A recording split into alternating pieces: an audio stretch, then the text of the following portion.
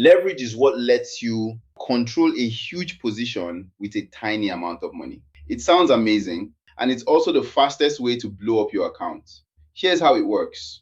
With 100 to 1 leverage, just $100 of your own money lets you control a $10,000 position. Your broker is essentially lending you the rest. This magnifies everything. A 1% move in your favor on that $10,000 position isn't a $1 gain, it's a $100 gain. That's a full 100% return on your actual money. But leverage doesn't care which direction the market moves. That same 1% move against you wipes out your entire $100. A 1% price move just erased 100% of your capital. This is why so many new traders using high leverage lose their entire account in days, sometimes hours. They are not making bad predictions.